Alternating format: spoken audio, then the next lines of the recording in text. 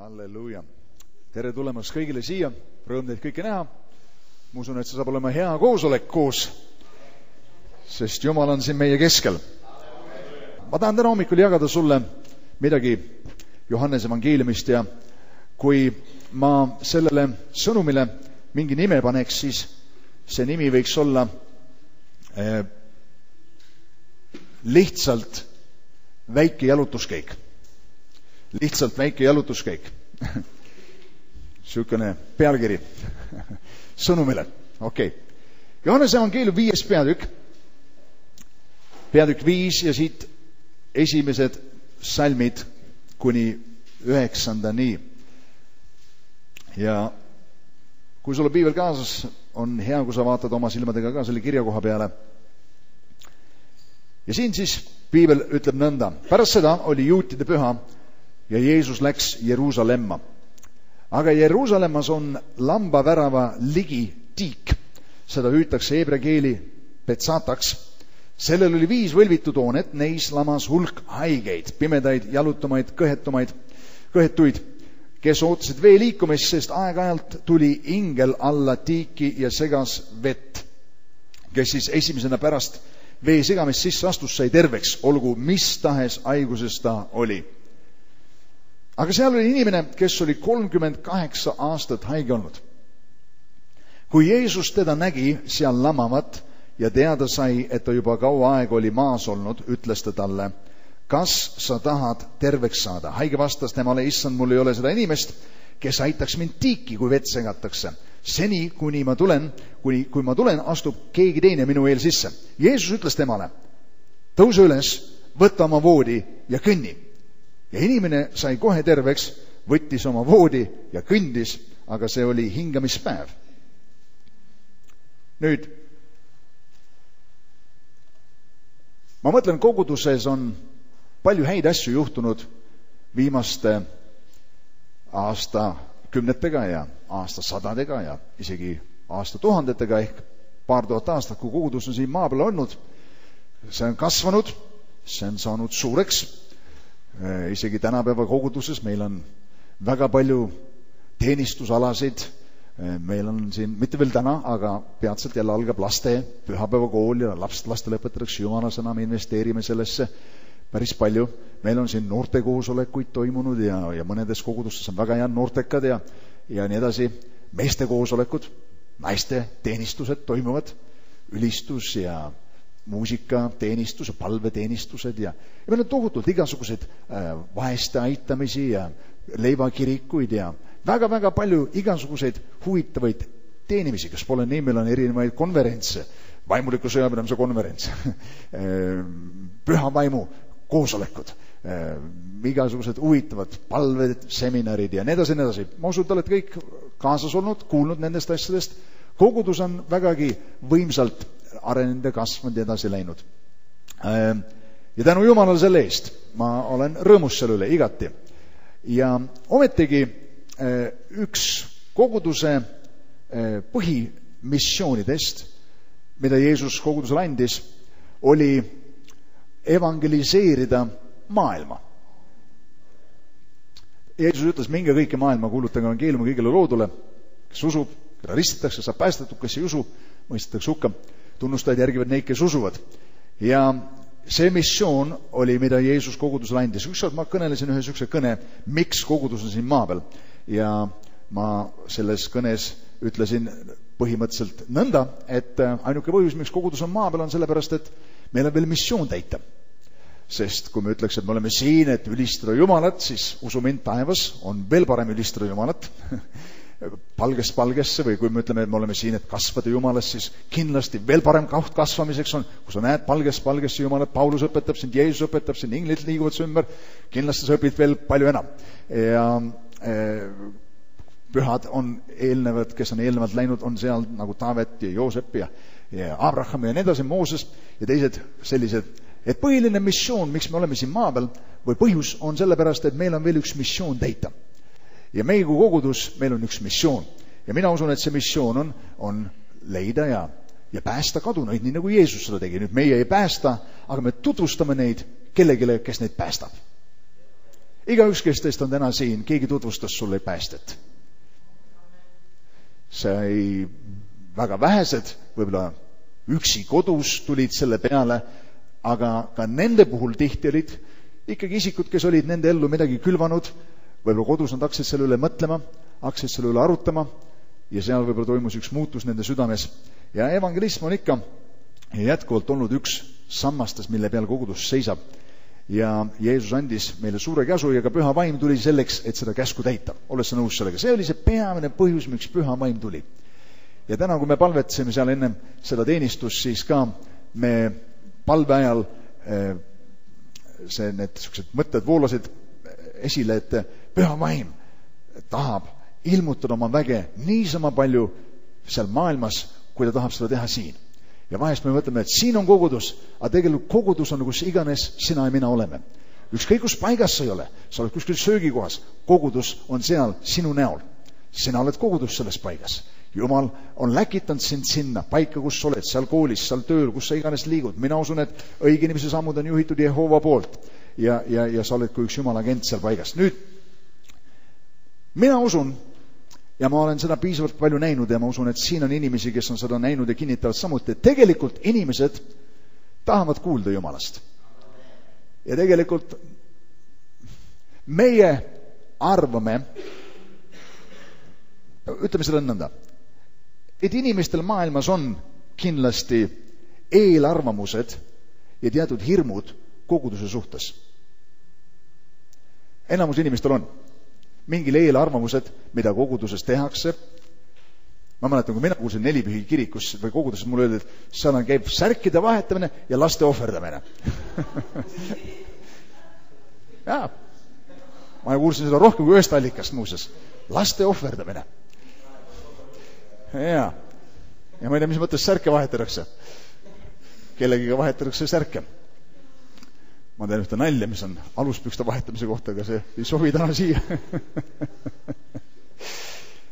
Ja sa ei saa öelda, et see ei ole eelarvamus, sellepärast, et midagi säärast, midagi isegi lähedale, midagi, mis annaks isegi mõelda selles suunas, ei toimunud, aga inimestel on eelarvamused ja neil on teatud hirmud. See on eeldavad midagi koguduse suhtes ja kristlaste suhtes. Ja see on okei, see ei ole niivõrd hull. Hullem asi on see, et kogudus omab eelarvamust ja hirmu maailma suhtes. Kogudus eeldab, et maailm mõtleb midagi, nad ei ole huvitunud, nad ei taha enam kuulda, see ei tööta enam, vanasti see töötas, nüüd töötab see, ma ei tea mitte midagi, ja hirm on selles, et ei tea, kuidas meid vastu võetakse, kas see sõnum üldse peale läheb, ma ei tea, mina ei oska, see on pastori töö, ja kui tema ei tee, siis keegi ei tee. Ühesõnaga, mõlemad pooled on eelarvamuste juures ja hirmude juures ja midagi ei sünni. Kas see kõla nagu inimissuhetes samamoodi vahest? Oled sa olnud tülis kellegiga ja sina eeldasid, et ta mõtleb nii ja tema eeldasid, et sa mõtled nii ja kumbki julgenud rääkima minna ja tegelikult, kui sa rääkima lõpuks läksid, tuli välja, et mõlemad pooled olid valmis juba lepitama asja ja kuulma asja. Kas pole nii? Ma lugesin ükskord Korintuse raamatus seal, kus Piibel ütleb, et andke ennast lepitada Jumalaga ja Jumal on kutsunud meid lepitajateks. Ja ma mõtlesin selle sõna peale tol hetkel lepitaja, et lepitaja on ainuke, lepitaja saab olla ainult see, kes räägib mõlema poolega. Nii et kui ma räägin ainult Jumalaga, päästa, tead, Peeter või Tiit või Vahur või Malle või Ülle või päästa see või keegi teine, see ei ole piisav. Ma pean rääkima ka sellele inimesele sellest teisest poolest, kes on juba andeks andnud. Lepitaja peab rääkima mõlema poolega. Ja nii, et neid mõtteid mõtiskledes ma siin valmistusin ka täna hommikuks ja ma leian seda, et enamus eestlasi neid huvitavad vaimulikud asjad. Nüüd võib-olla mitte tingimata nad ei ütle endale, et ma huvitun Jeesusest, Kristusest. Ta ei tea täpselt, mis suunas need vaimulikud asjad või mis see täpselt seal toimub, aga seal on igasugused mõtted. Kui me vaatame selle peale, kui palju eestlasi näiteks nõidusest ja esoteerikast on huvitav, see ütleb sulle, kui palju on vaimuliku huvi asjade vastu. Ma hiljuti rentsin välja ema korteri kellegile ja siis selle jutu käigus seal õhtul ma nägin esimest korda selle inimest, tegime seal lepingut ja siis ma lihtsalt nimetasin, muuseas ma tegelen vaimulike asjadega ja ma olin lauset lõpetamas ütlemas, et ma olen pastor ja tema sõitis sisse, ütles, mina ka. Ja ma ütlesin, okei, millega sa tegeled? Siis ta ütles, et ta tegeleb reikiga. Ja ma ütlesin, ei, see ei ole millega ma tegelen. Ja ma rääkisin talle pisut siis, mis vaimulikke asju ma teen, ja õnneks ta pärast ütles mulle, et selles asjas ma tahan suga pärast veel rääkida, ma helistan sulle. Ma ootan ta kõnet siiamaani praegu.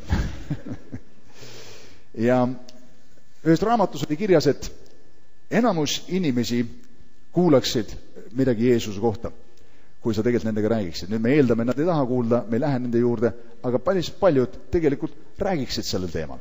Neil võib-olla on vastu argumendid, mis iganes, aga nad räägiks sellel teemal.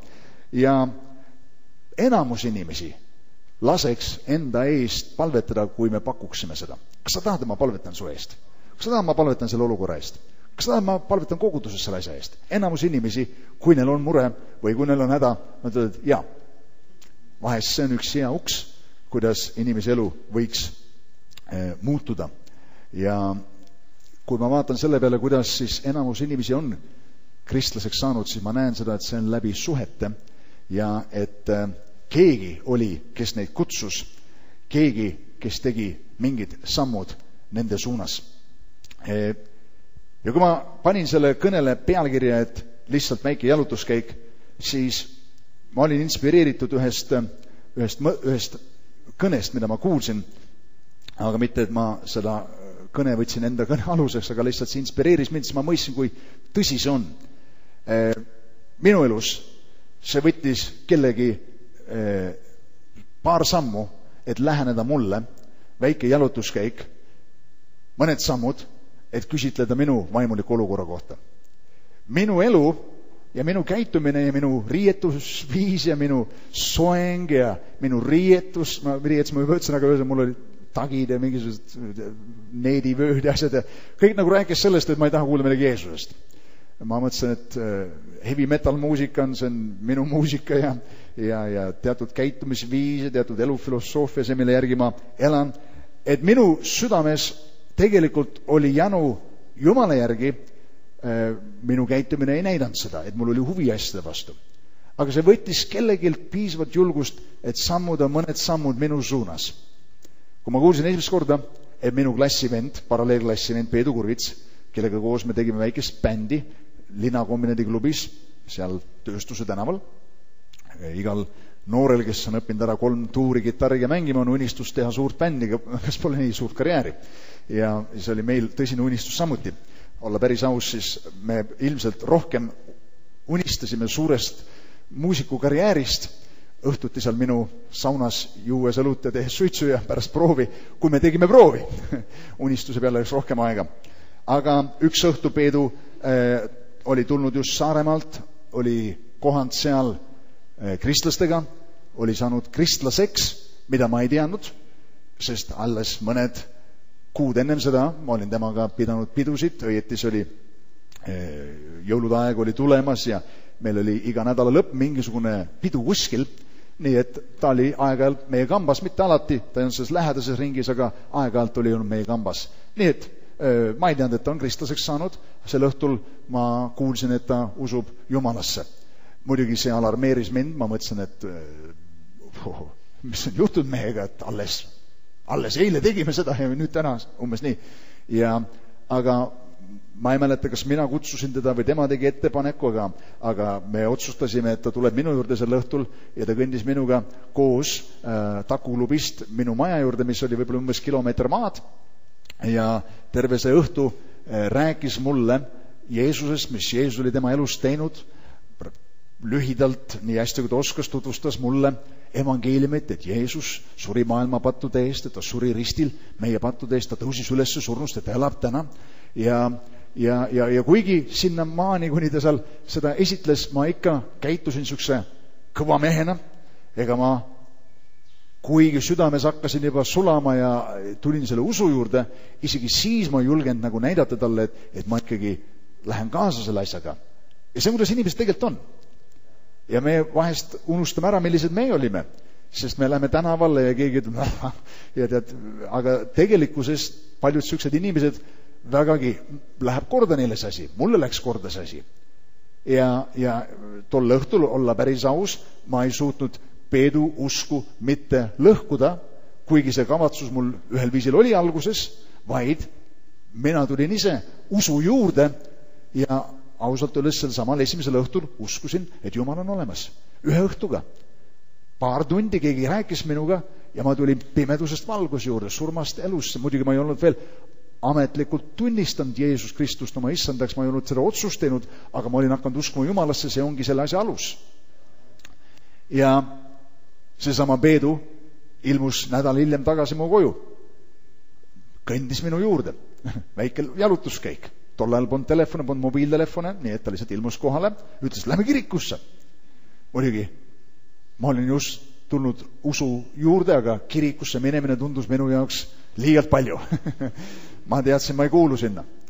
Ma ei lõhnanud selle järgi, ma peaks minema kirikusse. Kõik mu riided lõhnasid nikotiini järgi.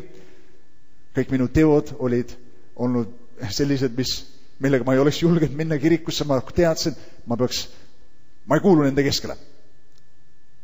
Inimesed võitlevad samasuguste mõtetega, kas pole nii? Aga seal oli keegi, kes kõndis minu koju ja kutsus mind kaasa. Kas see võttis suurt vaeva? Oli see suur nagu sotsiülesanne? Ei. Kas ma näitasin sellist huvi üles ise? Absoluutselt mitte. Aga keegi otsis ülesse. Keegi, keda Jumal läkitas.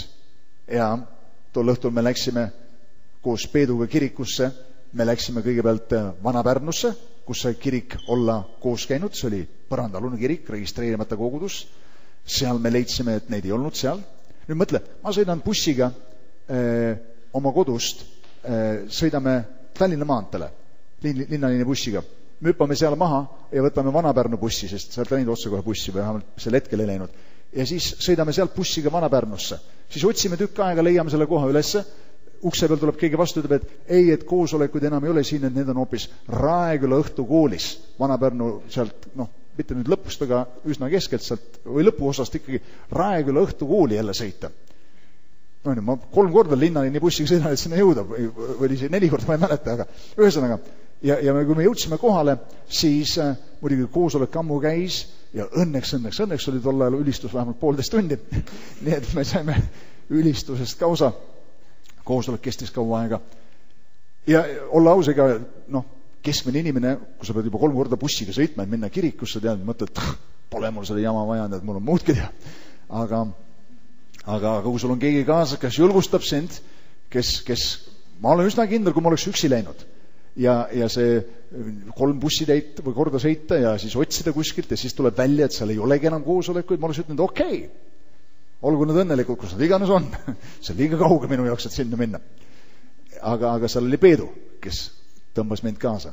Ja kui me läksime koosolekule, ma istusin seal, ma kogesin Jumala kutset seal õhtul oma elu üle ja me kuulasime ära teenistuse ja nagu sa oled esimest korda kirikus, ega sa istud seal suhteliselt tagaotsas, sa ei tunne kedagi, sa vaatad, mis kõik seal teevad, jälgid igat värki ja kui koosolek on läbi, tõused püsti ja otsid esimest võimalust ära minna ruttu. Sest et sa ei ole kodune seal. Ja me olime just uksest väljamas, kui tuli Arne Heide meie juurde ja haaras meist nii-öelda kinni, ütles, poisid, kus te olete ja miks te olete või kes te, kuidas te sattusite siia ja õnneks jälle oli seal Peedu, kes julges üldse midagi öelda, sest mina julgen midagi öelda, ma ei teanud iga sõna, mis ma võisin öelda, võis olla tead sarviline või mis iganes ja mul oli alles suu puhastamata. Ja Peedu oli see, kes ütles nii ja naa ja siis Arne kutsus meid õhtul pastori koju ja kui me istusime seal pastori juures, seal oli hulga kristlasi tulnud sel õhtul. Mitmed olid koos seal ja seal isegi käisid veel palvetamas ja arutamas ja rääkimas ja mõned jäid seal teed ja me istusime seal ja ma tundsin ennast üsnagi nagu pinges, sest et ma olin pastori kodus, ma olin kristlase kodus, ma ei teadnud, kuidas seal käituda tuleb ja kõik see tundus võõras, aga pastor, tol hetkel Kalju Holsberg, tuli ja kõndis paar sammu meie juurde ja küsis, poisid, kuidas teil läheb? Ja Peedu ütles, mina olen saanud päästetud, aga Janno siin veel ei ole. Ja sel hetkel ma mõtlesin, et nüüd nad töötlevad mind pisut. aga tegelikult ma tahtsin selle asjaga kursis olla, ma tahtsin Jumalat, ma tahtsin saada asjad selgeks, ma tahtsin seda, aga mul puudus lihtsalt julgus. Paljud teist teavad, et enamus inimesi on sellises olukorras. Enamus inimesi ei ilmu ise välja, enamus inimesi ei tule lihtsalt üle. Mina olen siin, nad võivad olla väga sellised kõvad mehed ja naised või mis iganes, aga siiski nende asjade juures mingi argus lööb esile, kas pole nii? Ja nad vajavad, et keegi neid julgustaks, et keegi kõnniks nende juurde. Väike jalutuskäik, öelda. Ja tõsi on, sa võid minna kellegi juurde ja sa võid saada ka üljatud. Ma olen väga palju saanud üljatud. Isegi siin, kui me andsime neid traktaat või neid flaierid välja, kus iganes see sattus mul, väga mitmed ütlesid, see ei huvita mind. Ega see ei ole hea tunne, kui sa annad kellelegi midagi heast meelest ja rõõmuga ja siis niimoodi visatakse sinu silme eest see prügikasti. Aga nemad ei ole ülganud mind, nad ülgasid lihtsalt selle flaieri, selle sõnumi. Minu asi ei ole mitte kedagi päästa, minu asi ei ole mitte kedagi siin nagu öelda ära muuta või pöörata. Minu asi on lihtsalt kuulutada head sõnumit. Mis sa sellega teed, on iga inimese ise asi. See, et reklaam raadiost kõlab või telekast tuleb ja kõik ei lähe kohe seda toodet ostma, vaevalt see tootja isiklikult depressioonis selle pärast on ja vaevleb kuskil tead voodis ja ütleb, ma ei taha enam elada. 30 inimest 3 miljonist ülgas mu toote. Nad ei oma selliseid halbu päevi selle pärast. Aga tihti see on lihtsalt kellegi kõndimine kellegi suunas, väikene jalutuskäik. Ja kellegi elu võib muutuda. Ei nõudnud palju. Ja selles loos siin Jeesus märkab seda meest seal lambatiigi juures. See lambavärav oli üks väravatest Jeruusalemmas, ilmselgelt see, kus nad tõid ohvrid sisse templisse, templi lähedal. Ja Jeesus läks Jeruusalemma, seal olid pühad, seal oli pidustused, seal oli palju inimesi, palju rahvast oli seal, igasuguseid inimesi oli seal. Aga Jeesus, tulles sealt lamba värava juurest ja selle tiigi juurest, näeb seal inimesi, seal olid haiged, mitmed olid seal. Piibel ütleb, seal oli jalutumaid, kõhetumaid, hulk haigeid, pimedad olid seal. Need oli hunnik seal. Aga millegi pärast tal jäi silma see üks. Piibel ütleb, ja Jeesus, aga seal oli inimene, kes oli 38 aastat haige, kui Jeesus teda nägi. Ta nägi teda. Ta lihtsalt märkas seda inimest. Ja mina usun, et see on see koht, kus meil kui Jumala rahvas tuleb olla tundlik püha vaimu õhutustele. Sina üksikisikuliselt ei saa kuulutada 7 miljardile inimesele. Sul lihtsalt puudub aeg selleks. Kui sa igaühe jaoks annad 1 sekundi, on ka raske. Aga Jumal suunab meid teatud isikute juurde. Ja kõigist nendest ta pani tähele seda inimest. Ta nägi teda ja kõndis tema juurde. Ta kuulis temast, ilmselgelt küsis tema kohta midagi ja Jeesus võttis initsiatiivi vestluses temaga. Mäletad, ütles, kas sa tahad terveks saada? Ja muidugi see mees seal ütles, et mul ei ole kedagi, kes mind tiiki aitaks. Et minu probleemide põhjus on need teised inimesed, kes ei aita mind. Ja Jeesus muidugi ütles talle, et võta voodi ja kõnni. Ütles teiste sõnadega, et see on sinu otsus, mis muudab sinu elu, sa pead midagi tegema. Ja Jumala sõna alusel muidugi, seal me teame, et ei olnud mitte lihtsalt üks üleskutse, aga Jumala vägi, mis tuli esile, kui Jeesus talle rääkis, aga see nõudis selle mehelt ühte otsust, et tema elu muutuks. Ja mina usun, et hiljem Jeesus, kui ta kohtas teda uuesti, siin loos me loeme seda, Jeesus ilmutas iseennast temale. Siin loos ei öelda täpselt, et ta oleks uskunud, et ta on Messias. Ühes teises sarnases loos me pimedaga, mis juhtus see lugu, me loeme seda. Aga me vähemalt näeme siin seda, et see mees ütles niimoodi, et see oli Jeesus, kes teda terveks tegi. Alust ei teadnud, kes see on. Lihtsalt keegi tuli, tegi ühe heateo temale ja järgmine asi, mis sa kuuled, on see, et ta on saanud usklikuks. see mees oli otsinud vastuseid oma elule ainult valest kohast, viimased 38 aastat oli ta ikka samasuguses olukorras. Ja nagu ma ütlesin, ta arvas, et tema probleemide allikas on teised inimesed, kuni Jeesus ütles talle, et mis tal tuleb teha. Nüüd, mina usun, et see ei nõua väga palju selleks, et kellegi elu võiks saada muudetud. Ja mina usun, et Jumal kutsub meid sellise hoiakuga selles elus käima. Ma kuulsin ühte lugu ühest inimesest. Ta on pastoriga midagi, ta oli lihtsalt üks koguduse liige, ta oli ühel koosolekul, mingisugune, mitte vaimulik koosolek, aga mingi laadi koosolek seal.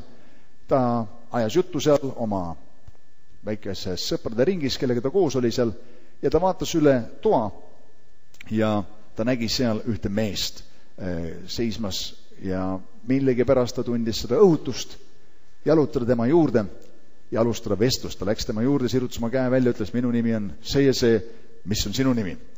Ja kui ta sai siis selle isikuga tuttavaks, siis õieti lugu pisut veel tagasi kerides, see sama isik, kelle juurde too mees läks, oli ühes söögilauas ja pastor Bill Hybels istus tema vastas ja kui kõik ennast tutvustasid selles ringis, siis ilmselge oli see, et see mustanahaline mees, kes ennast tutvustas, oli islami usuline ja tema nimigi väitis seda aga keset seda vestlust äkitselt see mustanahaline islami usulane ütleb Bill Hybelsele, et mulle meeldivad sinu raamatud. Ja Bill Hybels lausa vaatas korra üle õla, et kellest ta räägib, et ma ei kirjuta islamist, eks ole. Ja siis see mees ütles, et ei, sinu raamatud. Pärast lõunasööki ma tahan suga paar sõna rääkida. Ja see oli see hetk, kui see mees jagas oma tunnistust. Ütles, et ma kasvasin üles tegelikult kristlikus tagapõhjas. Me käisime kirikus, aga selles paigas, kus me olime, selles kirikus, kus me olime, seal oli selline rassistlik hoiak ja üleüldiselt vaenulik suhtumine mustanahaliste osas ja siis mu vanaema läks sealt minema ja vanaisa läks sealt kirikust minema, isa ja ema läksid ära ja lõpuks läksin mina ära. Aga ma ei läinud mitte ainult kirikust ära, ma läksin kohe sellest risti usust ära ja grupp, kes nagu vastu võttis mind ja kuidagi väga sõbralikult mind kohtles, olid islami usulased.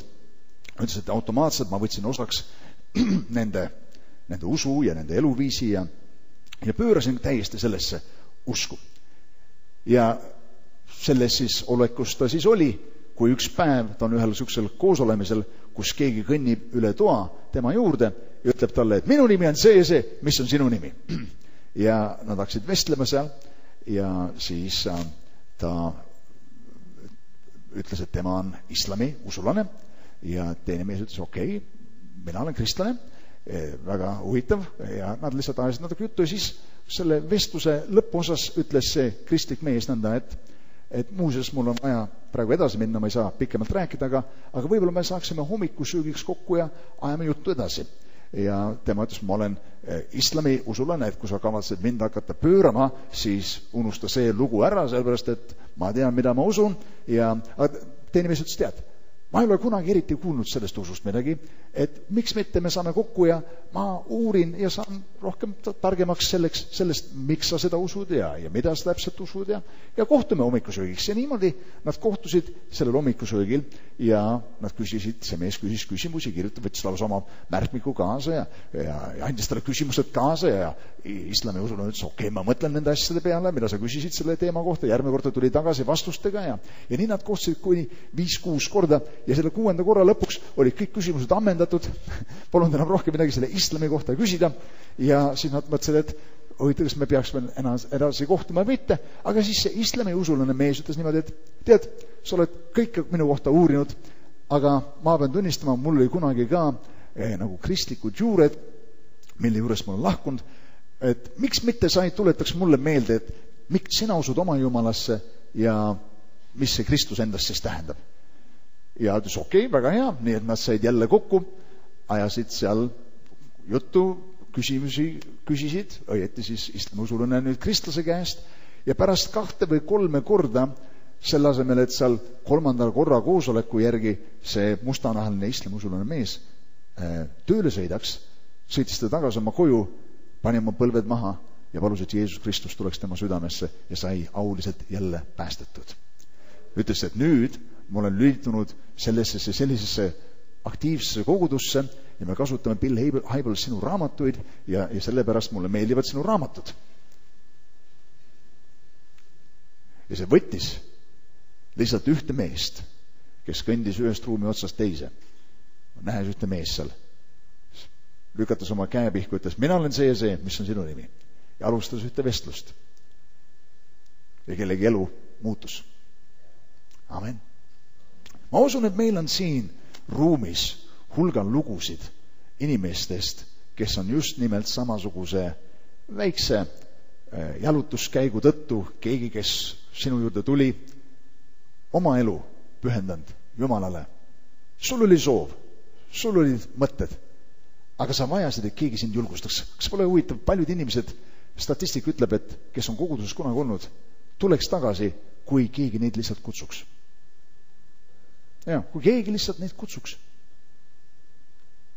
Hämmastu, kui me palume muidugi, et nad tuleks ja me palvetame palvekoosolekutel tuliselt nende kõigi pärast, aga seal vahest on veel üks lüli, keegi peab neid kutsuma. Ja. Ma mõtlen inimeste peale ja ma mõtlesin selle sõnumi juures päris palju inimeste peale läbi aegade, kellega mul on olnud privileegi au palvetada, et nad Jeesus Kristus juurde tuleks.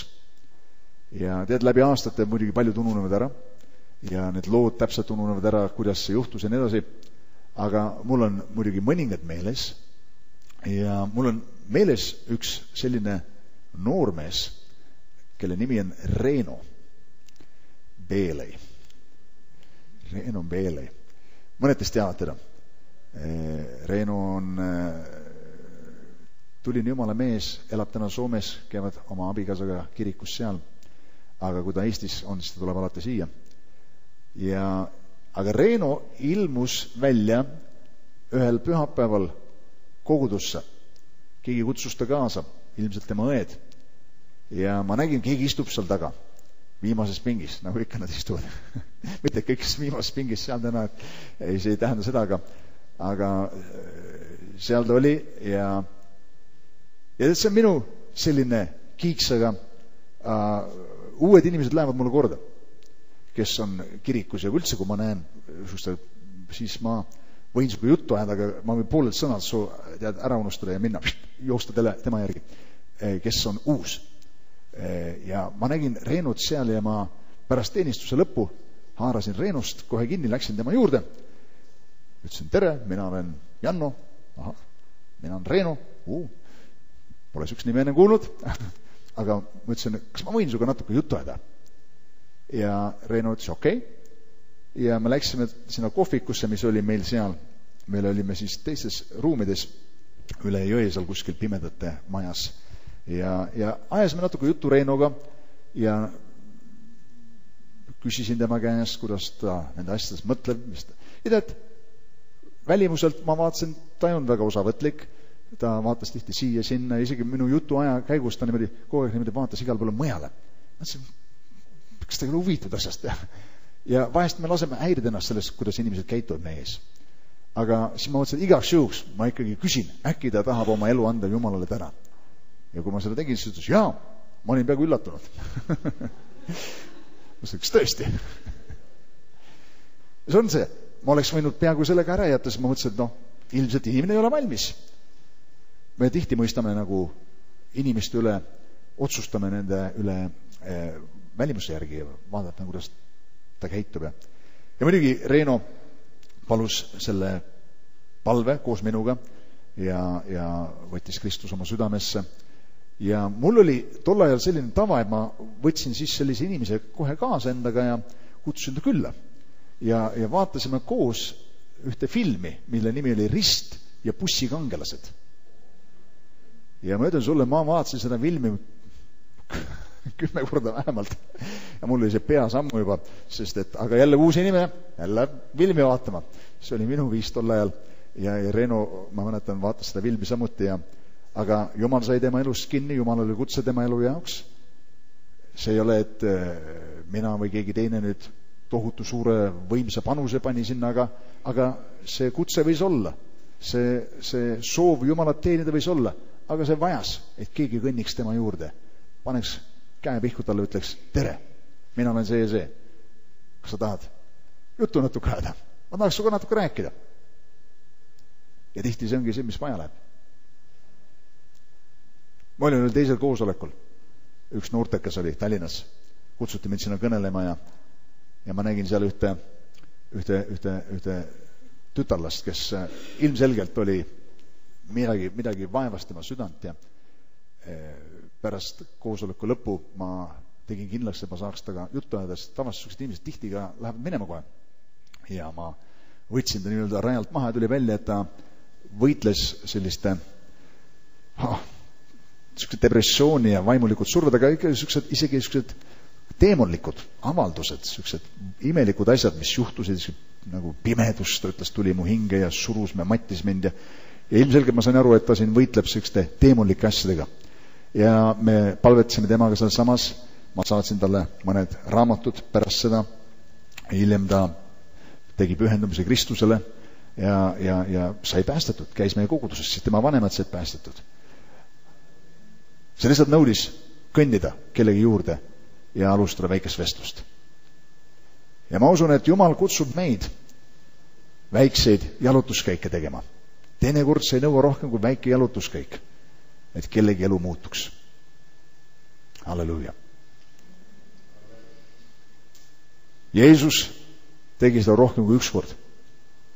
Ta läks selle pimeda mehe juurde. Seal olid inimesed, kes tulid Jeesuse juurde ise. Seal olid. Aga seal olid ka inimesed, keda Jeesus nägi ja jalutas nende juurde ja küsis nende käekäigu järgi. Ma tahan lugeda kirjakoha enne, kui me lõpetame.